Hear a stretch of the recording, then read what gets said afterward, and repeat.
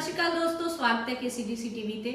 दर्शकों, जिवें कि तुहानूं पता ही है कि खालसा कॉलेज के अलग अलग डिपार्टमेंट्स दे विच खालसा कॉलेज का एग्रीकल्चर डिपार्टमेंट जिहड़ा है हमेशा एक अहम भूमिका निभाउंदा रहा है। तो अजकल तो जिवें तुहानूं पता ही है साडे प्रिंसीपल डॉक्टर सरदार महल सिंह जी भी खेतीबाड़ी दे विच खास तरह का इंटरस्ट रखते हैं।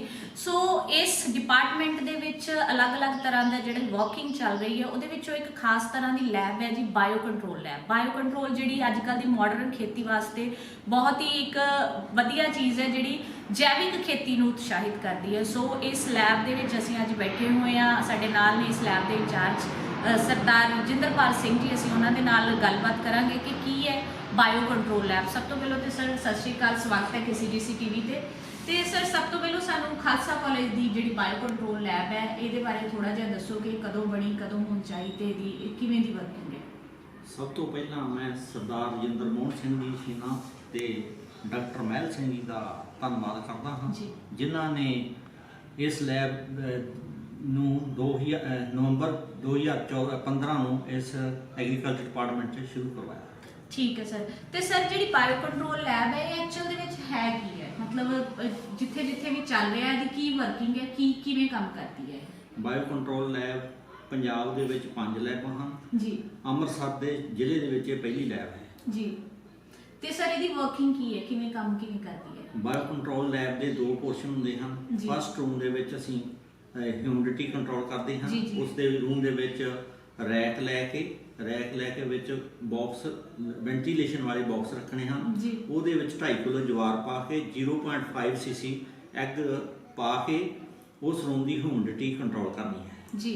ਤੇ ਸਰ ਇਹਦੀ ਮੈਨੂਫੈਕਚਰਿੰਗ ਕਿੱਦਾਂ ਹੁੰਦੀ ਹੈ, ਜਿੱਦਾਂ ਜਿਹੜੇ ਬਾਕਸ ਵਗੈਰਾ ਹੈ ਜਾਂ ਜਿਹੜਾ ਇਹਦਾ ਸਮਾਨ ਆ ਕਿਵੇਂ ਸਾਰਾ ਕੁਝ ਕੀੜੇ ਕਿਵੇਂ ਤਿਆਰ ਕੀਤੇ ਜਾਂਦੇ ਆ।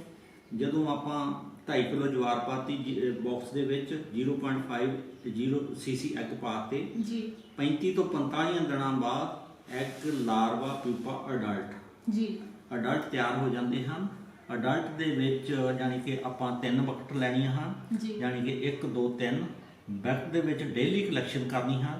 ਉਹਦੇ ਯਾਨੀ ਕਿ ਸਾਡੇ ਕੋਲ 700 ਬਾਕਸ ਹੈ, ਯਾਨੀ ਕਿ ਉਹਨਾਂ ਦੇ ਵਿੱਚ ਅਸੀਂ ਡੇਲੀ ਕਲੈਕਸ਼ਨ ਕਰਦੇ ਹਾਂ ਕੌਰਸਰਸ ਕਲੋਨੀ ਦੇ। ठीक है।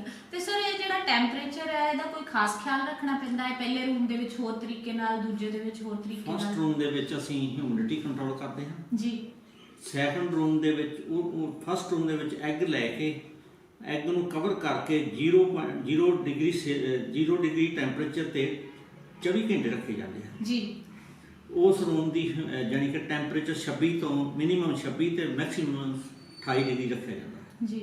ਤੇ ਜਿਹੜੀ ਦੂਜੀ ਲੈਬ ਹੈ ਯਾਨੀ ਕਿ ਦੂਸਰੀ ਲੈਬ ਦੀ ਮੈਂ ਗੱਲ ਕਰ ਰਹਾ ਉਸ ਦੇ ਵਿੱਚ ਓਨਲੀ ਟੈਂਪਰੇਚਰ ਕੰਟਰੋਲ ਕੀਤਾ ਜਾਂਦਾ। ਓਕੇ ਓਨਲੀ ਟੈਂਪਰੇਚਰ ਕੰਟਰੋਲ ਕੀਤਾ ਜਾਂਦਾ।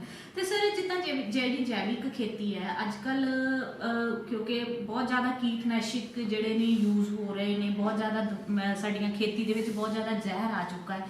ਸੋ ਕਿਵੇਂ ਇਹ ਲਾਹੇਵੰਦ ਖੇਤੀ ਹੈ ਕਿਸਾਨਾਂ ਦੇ ਲਈ। ਪਹਿਲਾਂ ਜਦੋਂ ਕੁਦਰਤ ਨੇ ਪਹਿਲਾਂ ਮਿੱਤਰ ਕੀੜੇ ਤੇ ਦੁਸ਼ਮਣ ਕੀੜੇ ਤਿਆਰ ਕੀਤੇ ਸਨ, ਜਿਉਂ-ਜਿਉਂ ਗ੍ਰੀਨ ਰੈਵੋਲੂਸ਼ਨ ਆਈ, ਜਿਉਂ-ਜਿਉਂ ਆਪਾਂ ਵੱਧ ਖਾਦਾਂ ਪਾ ਕੇ ਮਿੱਤਰ ਕੀੜੇ ਆਪਾਂ ਮਾਰ ਚੁੱਕੇ ਹਾਂ, ਇਹ ਦੁਬਾਰਾ ਆਪਾਂ ਮਿੱਤਰ ਕੀੜੇ ਲੈਬਾਂ ਦੇ ਵਿੱਚ ਤਿਆਰ ਕਰ ਰਹੇ ਹਾਂ। ਠੀਕ ਹੈ। ਤੇ ਸਰ ਕੀ ਕਾਰਨ ਹੈ ਵੀ ਜਿਹੜੇ ਸਾਡੇ ਕਿਸਾਨ ਆ ਅਜੇ ਵੀ ਬਹੁਤ ਜ਼ਿਆਦਾ ਅਵੇਅਰ ਨਹੀਂ ਹੈਗੇ ਇਸ ਚੀਜ਼ ਦੇ ਲਈ, ਕੋਈ ਖਾਸ ਰੀਜ਼ਨ ਹੈ ਜਾਂ ਕੋਈ ਇਹਦਾ ਕੋਈ ਝਾੜ ਤੇ ਕੋਈ ਅਸਰ ਹੈ ਜਾਂ ਕਿਵੇਂ ਕੀ ਪ੍ਰੋਬਲਮ ਕੀ ਹੈ। ਯਾਨੀ ਕਿ ਆਪਣੀ ਇਨਆਰਗੈਨਿਕ ਖੇਤੀ ਨੂੰ ਆਰਗੈਨਿਕ ਖੇਤੀ ਕਰਨ ਲਈ ਘੱਟ ਤੋਂ ਘੱਟ 2 ਤੋਂ 3 ਸਾਲ ਲੱਗਦੇ ਹਨ। 2 ਤੋਂ 3 ਸਾਲ ਲੱਗਦੇ ਹਨ। ਉਹਦੇ ਵਿੱਚ ਯਾਨੀ ਕਿ ਮਿੱਤਰ ਕੀੜੇ ਤਿਆਰ ਕਰਕੇ ਜਿੱਥੇ ਆਪਾਂ ਆਰਗੈਨਿਕ ਖੇਤੀ ਕਰਦੇ ਹਾਂ, ਜਿਵੇਂ ਔਰ ਪਿੰਗਲਵਾੜੇ ਦਾ ਫਾਰਮ ਹੈ, ਉੱਥੇ ਅਸੀਂ ਮਿੱਤਰ ਕੀੜੇ ਲਗਾ ਰਹੇ ਹਾਂ, ਯਾਨੀ ਕਿ ਜਿੱਥੇ ਉੱਥੇ ਬਿਲਕੁਲ ਖਾਦਾਂ ਨਹੀਂ ਪੈ ਰਹੀਆਂ। ਠੀਕ ਹੈ ਸਰ। ਤੇ ਸਰ ਜਿੱਦਾਂ ਸਾਡੇ ਸਟੂਡੈਂਟਸ ਨੇ ਇਹਦੇ ਤੋਂ ਬੈਨੀਫਿਟ ਲੈ ਰਹੇ ਨੇ ਖਾਸ ਤਰ੍ਹਾਂ ਦੇ ਕੋਈ ਜਿਹੜੇ ਸਾਡੇ ਐਗਰੀਕਲਚਰ ਦੇ ਸਟੂਡੈਂਟਸ ਨੇ ਬੈਨੀਫਿਟ ਯਾਨੀ ਕਿ BSc ਐਗਰੀਕਲਚਰ ਵਾਲੇ, BSc ਐਗਰੀਕਲਚਰ, MSc ਐਗਰੀਕਲਚਰ ਵਾਲੇ ਬੱਚਿਆਂ ਨੂੰ ਇੱਥੇ ਯਾਨੀ ਕਿ ਡੇਲੀ ਸਿਖਾਇਆ ਜਾਂਦਾ ਹੈ। ਉਹਨਾਂ ਨੂੰ ਪ੍ਰੈਕਟੀਕਲ ਕਰਾਏ ਜਾਂਦੇ ਹਨ। ਫਿਰ ਉਹਨਾਂ ਨੂੰ ਫੀਲਡ ਦੇ ਵਿੱਚ ਮਿੱਤਰ ਕੀੜੇ ਕਿਵੇਂ ਲਗਾਏ ਜਾਣੇ ਇਸ ਤਰ੍ਹਾਂ ਦੱਸਿਆ ਜਾਂਦਾ ਹੈ। ਪੂਰੀ ਡਿਟੇਲ ਦੇ ਵਿੱਚ ਬੱਚਿਆਂ ਨੂੰ ਪੂਰਾ ਪ੍ਰੈਕਟੀਕਲ ਕਰਾਇਆ ਜਾਂਦਾ ਹੈ। ਤੇ ਸਰ ਇਹ ਜਿਹੜੇ ਕੀੜੇ ਹੁੰਦੇ ਨੇ ਇੱਕ ਹੀ ਤਰ੍ਹਾਂ ਦੇ ਹੁੰਦੇ ਨੇ ਜਾਂ ਅਲੱਗ-ਅਲੱਗ ਫਸਲ ਦੇ ਲਈ ਅਲੱਗ-ਅਲੱਗ ਤਰ੍ਹਾਂ ਦੇ ਕੀੜੇ ਤਿਆਰ ਹੁੰਦੇ ਨੇ। ਕੀੜੇ ਜਿਹੜੇ ਮਿੱਤਰ ਕੀੜੇ ਉਹਦਾ ਨਾਮ ਹੈ ਟ੍ਰਾਈਕੋਗ੍ਰਾਮਾ ਕਿਲੋਨਸ ਕਹਿੰਦੇ ਸਪੀਸੀ ਹੁੰਦੀ ਹੈ। ਇੱਕ ਟ੍ਰਾਈਕੋਗ੍ਰਾਮਾ ਜਪੋਨਿਕਮ ਹੁੰਦੀ ਹੈ ਯਾਨੀ ਕਿ ਗੰਨੇ ਵਾਸਤੇ ਆਪਾਂ ਗੰਨੇ ਦੇ ਵਿੱਚ, ਝੋਨੇ ਵਿੱਚ, ਮੱਕੀ ਵਿੱਚ, ਟਮਾਟਰਾਂ ਵਿੱਚ, ਸਬਜ਼ੀਆਂ ਵਾਸਤੇ ਵੀ ਇਹ ਕੀੜੇ ਲਾਹੇਵੰਦ ਹੁੰਦੇ ਹਨ। ਠੀਕ ਆ। ਤੇ ਸਰ ਜਿਹੜੀ ਇਹਦੀ ਸਾਡੇ ਫਿਊਚਰ ਵਿੱਚ ਕਿਵੇਂ ਦੀ ਵੈਲਿਊ ਹੈ ਇਹਨਾਂ ਕੀੜਿਆਂ ਦੀ, ਫਿਊਚਰ ਵਿੱਚ ਜਿਹੜੀ ਜੈਵਿਕ ਖੇਤੀ ਹੈ ਉਹ ਕਿਵੇਂ ਲਾਹੇਵੰਦ ਹੋਊਗੀ? ਜੈਵਿਕ ਖੇਤੀ ਦੇ ਵਿੱਚ ਯਾਨੀ ਕਿ ਮਿੱਤਰ ਕੀੜੇ ਯਾਨੀ ਕਿ ਲਾਹੇਵੰਦ ਸਾਬਤ ਹੁੰਦੇ ਹਨ ਜੀ। ਤੇ ਮਤਲਬ ਸਾਡੀ ਆਉਣ ਵਾਲੀ ਪੀੜ੍ਹੀ ਇਹਦੇ ਦੀ ਸਿਹਤ ਲਈ ਇਹ ਚੰਗੇ ਸਾਬਿਤ ਹੋਣਗੇ। ਯਾਨੀ ਕਿ ਜਿਵੇਂ ਤੁਹਾਨੂੰ ਦੱਸਿਆ ਵੀ ਗੰਨੇ ਵਿੱਚ, ਜੈਵਿਕ ਝੋਨੇ ਵਿੱਚ, ਬਤਾਊਆਂ ਵਿੱਚ, ਟਮਾਟਰਾਂ ਦੇ ਵਿੱਚ ਇਹਨਾਂ ਜਿਹੜੀਆਂ ਬੋਰਲ ਲੱਗਦਾ ਹੈ ਤਾਂ ਕੈਮੀਕਲ ਕੰਟਰੋਲ ਕੋਈ ਨਹੀਂ ਹੈ ਜੀ। ਜਿਵੇਂ ਆਪਾਂ ਮਿੱਤਰ ਕੀੜੇ ਲਾਵਾਂਗੇ ਉਹਨਾਂ ਦੀ ਆਟੋਮੈਟਿਕਲੀ ਯੀਲਡ ਵਧੂਗੀ। ਸ਼ੂਗਰ ਕੇਨ, ਰਾਈਸ, ਮੇਜ਼, ਕਾਟਨ, ਬਤਾਊਂ, ਟਮਾਟਰ ਇਹਨਾਂ ਦੀ ਯਾਨੀ ਕਿ ਯੀਲਡ ਵਧੂਗੀ। ਠੀਕ ਹੈ। ਤੇ ਸਰ ਜਿੱਦਾਂ ਇਹ ਪ੍ਰੋਡਕਟ ਖਰੀਦਣ ਵਿੱਚ ਜਿਹੜੀ ਆ ਇਹਨਾਂ ਦੀ ਸੇਲ ਜਿਹੜੀ ਕਰਨੀ ਪੈਂਦੀ ਹੈ ਵੀ ਉਹਦੇ ਵਿੱਚ ਕੋਈ ਕਿਉਂਕਿ ਲੋਕਾਂ ਨੂੰ ਦੱਸਣਾ ਪੈਂਦਾ ਹੈ ਕਿ ਆਰਗੈਨਿਕ ਹੈ, ਤੇ ਇਹਦੀ ਕਿਵੇਂ ਪਹਿਚਾਣ ਕਰਦੇ ਨੇ ਲੋਕ ਕਿ ਵਾਕਈ ਇਹ ਆਰਗੈਨਿਕ ਹੈ ਵੀ ਹੈ ਜਾਂ ਨਹੀਂ ਹੈ? ਕੋਈ ਖਾਸ ਤਰੀਕਾ ਹੁੰਦਾ? ਸਾਡੇ ਜਦੋਂ ਅਸੀਂ ਜ਼ਿਲ੍ਹਾ ਲੈਵਲ, ਸਟੇਟ ਲੈਵਲ ਸੈਮੀਨਾਰ ਜ਼ਿਮੀਂਦਾਰਾਂ ਦੇ ਲੱਗਦੇ ਹਨ, ਉੱਥੇ ਜਾ ਕੇ ਅਸੀਂ ਖਾਲਸਾ ਕਾਲਜ ਵੱਲੋਂ ਸਟਾਲ ਲਾਉਂਦੇ ਹਾਂ। ਕੱਲੇ ਜ਼ਿਮੀਂਦਾਰ ਨੂੰ ਦੱਸਿਆ ਜਾਂਦਾ ਹੈ ਵੀ ਇਹ ਮਿੱਤਰ ਕੀੜਿਆਂ ਦਾ ਇਸ ਫਸਲ ਵਾਸਤੇ ਆਹ ਫਾਇਦਾ ਹੈ। ਜਿਉਂ ਅਸੀਂ ਦੱਸਦੇ ਹਾਂ ਤੇ ਫਿਰ ਉਹ ਜਾਣੀ ਕਿ ਜ਼ਿਮੀਂਦਾਰਾਂ ਦੇ ਸਮਝ ਦੇ ਵਿੱਚ ਆਉਂਦੀ ਹੈ ਗੱਲ, ਫਿਰ ਉਹ ਸਾਨੂੰ ਅਡਾਪਟ ਕਰਦੇ ਹਨ, ਸਾਡੇ ਕਾਰਡ ਲਿਜਾਂਦੇ ਹਨ। ਇਸ ਤਰ੍ਹਾਂ ਹੀ ਸਾਡੇ ਸ਼ੂਗਰ ਮਿੱਲਾਂ ਦੇ ਨਾਲ ਸਾਡਾ ਟਾਈ ਅਪ ਹੋਇਆ ਹੈ। ਜਿਵੇਂ Ajnala sugar mill, Batala sugar mill ਵਿੱਚ 300 ਏਕੜ ਜਾਣੀ ਕਿ ਕਾਰਡ ਲਗਾਏ ਜਾਂਦੇ ਹਨ। ਉਹਨਾਂ ਦੇ ਵਾਸਤੇ ਅਰਲੀ ਸ਼ੂਟ ਬੋਰਲ ਲੱਗਦਾ ਹੈ। ਅਰਲੀ ਸ਼ੂਟ ਬੋਰਲ ਅਪ੍ਰੈਲ ਮਹੀਨੇ ਤੋਂ ਸ਼ੁਰੂ ਹੁੰਦਾ ਹੈ, ਜੂਨ ਤੱਕ ਲੱਗਦਾ ਹੈ। ਉਹਦਾ ਕੈਮੀਕਲ ਕੰਟਰੋਲ ਕੋਈ ਨਹੀਂ ਹੈ।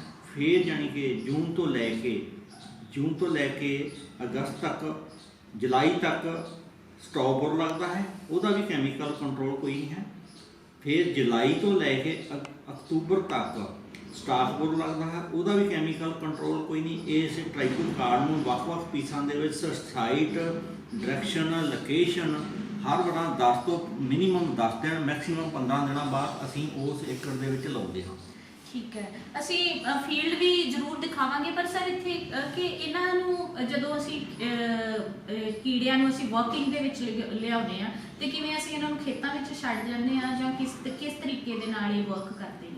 ਜਦੋਂ ਲੈਬ ਦੇ ਵਿੱਚ ਟ੍ਰਾਈਕੋਗ੍ਰਾਮਾ ਕਿਲੋਨਸ ਤਿਆਰ ਹੋ ਜਾਂਦਾ ਹੈ ਜੀ, ਫੀਲਡ ਦੇ ਵਿੱਚ ਅਸੀਂ ਥਰਮੋਕੋਲ ਬਾਕਸ ਲੈਂਦੇ ਹਾਂ। ਬਾਕਸਾਂ ਦੇ ਵਿੱਚ ਪਾ ਕੇ ਥੱਲੇ ਬਰਫ਼ ਪਾ ਕੇ ਉੱਪਰ ਟ੍ਰਾਈਕੋ ਕਾਰਡ ਲਿਜਾ ਕੇ ਜਿਵੇਂ ਦੂਰ ਲਿਜਾਣੇ ਹਨ, ਜਿਵੇਂ ਤੁਹਾਡੇ ਪਿੰਡ ਨੂੰ 20 ਤੋਂ 25 ਕਿਲੋਮੀਟਰ ਦੂਰ ਲਿਜਾਣਾ ਹੈ, ਥਰਮੋਕੋਲ ਬਾਕਸ ਦੇ ਵਿੱਚ ਪਾ ਕੇ ਲਿਜਾਂਦੇ ਹਾਂ। ਇਹਨਾਂ ਕੀੜਿਆਂ ਦਾ ਲਾਉਣ ਦਾ ਸਮਾਂ ਸਵੇਰ ਦਾ ਟਾਈਮ ਹੈ ਜਾਂ ਸ਼ਾਮ ਦਾ ਟਾਈਮ ਹੈ। ਜਿਵੇਂ ਆਪਾਂ ਨੂੰ ਮੌਸਮ ਦਾ ਪਤਾ ਲੱਗ ਜਾਂਦਾ ਅੱਜ ਮੀਂਹ ਦਾ ਮੌਸਮ ਹੈ, ਉਸ ਦਿਨ ਅਸੀਂ ਕੀੜੇ ਨਹੀਂ ਲਗਾਉਂਦੇ। ਠੀਕ ਹੈ। ਮਤਲਬ ਇਹ ਜ਼ਿਮੀਂਦਾਰਾਂ ਤੱਕ ਇਹਨਾਂ ਨੂੰ ਪਹੁੰਚਾਉਣ ਵਾਸਤੇ ਵੀ ਕਾਫੀ ਮੁਸ਼ੱਕਤ ਕਰਨੀ ਪੈਂਦੀ ਹੈ। ਤੇ ਇੱਥੇ ਲੈਣ ਆਉਂਦੇ ਨੇ ਲੋਕ ਆਪ ਵੀ ਕੀੜੇ ਕਿ ਵੀ ਖਾਲਸਾ ਕਾਲਜ ਦੇ ਨਾਲ ਕੰਟੈਕਟ ਕਰਦੇ ਨੇ? ਤੁਹਾਡੀ ਜਿਹੜਾ ਸਵਾਲ ਬਿਲਕੁਲ ਸਹੀ ਹੈ। ਸਾਡਾ ਜਿਵੇਂ ਸ਼ੂਗਰ ਮਿੱਲਾਂ ਦੇ ਨਾਲ MOU ਟਾਈ ਅਪ ਹੋਇਆ ਹੈ, ਉਹ ਸਾਨੂੰ ਪਹਿਲਾਂ ਸਾਡੇ ਪ੍ਰਿੰਸੀਪਲ ਸਾਹਿਬ ਨੂੰ ਡਿਮਾਂਡ ਭੇਜਦੇ ਹਨ।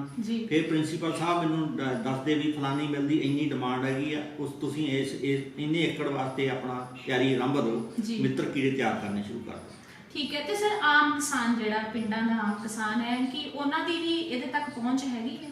ਜਾਣੀ ਕਿ ਸਾਡੇ ਕੋਲ ਛੋਟੇ ਜ਼ਿਮੀਂਦਾਰ ਵੀ ਆਉਂਦੇ ਹਨ, ਜਾਣੀ ਕਿ ਉਹ ਲੈ ਜਾਂਦੇ ਹਨ, ਜਾਣੀ ਕਿ ਝੋਨੇ ਵਾਸਤੇ, ਸਬਜ਼ੀਆਂ ਵਾਸਤੇ ਲੈ ਕੇ ਜਾਂਦੇ ਹਨ।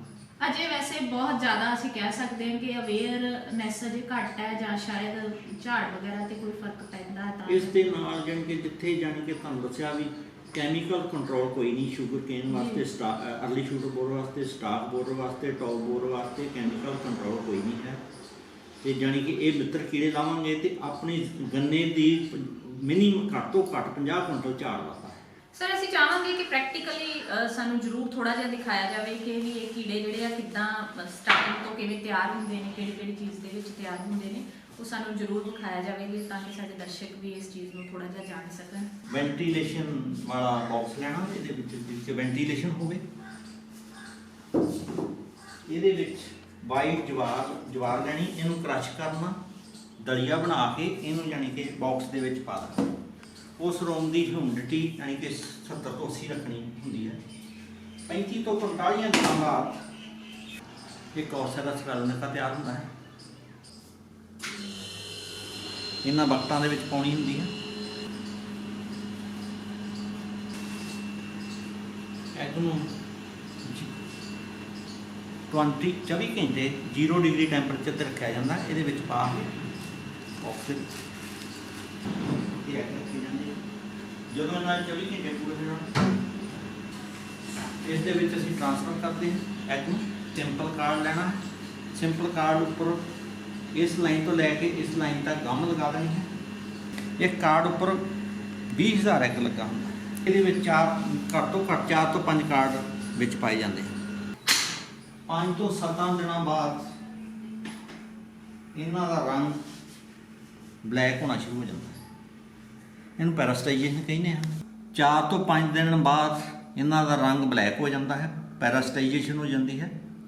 ਜਦੋਂ ਪੈਰਾਸਟਾਈਜੇਸ਼ਨ ਆਪਾਂ ਇੱਕ ਮੰਥ ਲਈ ਆਪਾਂ ਇਹਨਾਂ ਨੂੰ ਫਰਿੱਜ ਦੇ ਥੱਲੇ ਪੋਰਸ਼ਨ